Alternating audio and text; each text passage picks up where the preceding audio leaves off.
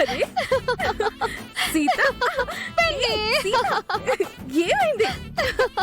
ఏమైంది సీత, ఎంత ఆనందంగా ఉన్నా? రాంబాబుతో నా పెళ్లి అయిపోయింది పిన్ని.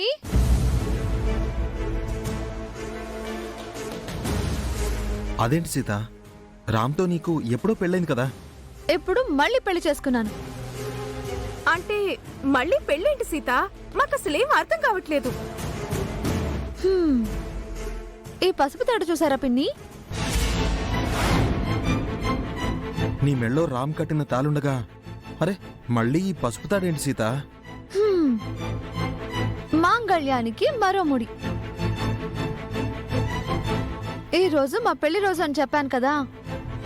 ఈ పెళ్లి రోజున రామామ నా మెళ్ళో మళ్ళీ ఈ పసుపు తాడు కట్టాడు. అసలు ఏం జరిగింది సీత? ఏం జరిగిందంటే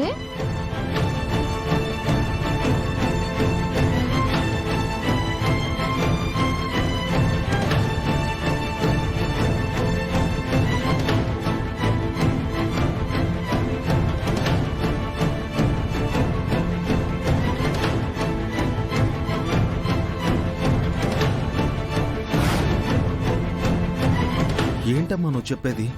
అరే రామ్ మిథున మెళ్ళో తాలి కట్టాడా? కట్టాల్సి వచ్చింది. ఏ మహాలక్ష్మి అయితే సీతలా నన్ను రామ్మతో ఆ ఇంట్లో నుంచి గెంటేయించిందో అదే మహాలక్ష్మి నేనే సీత అని తెలియక రామ్మతో బలవంతంగా నా మెళ్ళో తాళి కట్టించి నన్ను మళ్ళీ మా అమ్మకు భార్యను ఆ ఇంటి కోడల్ని చేసింది. సూపర్ సీత. ఈ విషయం గాని తెలిస్తే ఆ మహాలక్ష్మి వదిన గుండె పగిలిపోతుంది. ఆవిడ్ని అంత తేలిగ్గా చావనిస్తానా పిన్ని? తను చేసిన పాపాలన్నింటికీ శిక్ష అనుభవించేలా చేసి ఆ తర్వాత అసలు నిజం తెలిసి కృంగి కుమిలిపోయేలా చేస్తాను. సీతగా నన్ను ఆ ఇంట్లో నుంచి గెంటేశారు. మళ్ళీ ఆ ఇంట్లో అడుగు పెట్టనివ్వకుండా చేస్తాము అన్నారు. కానీ మిథునలా ఆ ఇంటి కోడలిగా హక్కుతో అధికారంతో ఆ ఇంట్లో అడుగు పెట్టబోతున్నాను.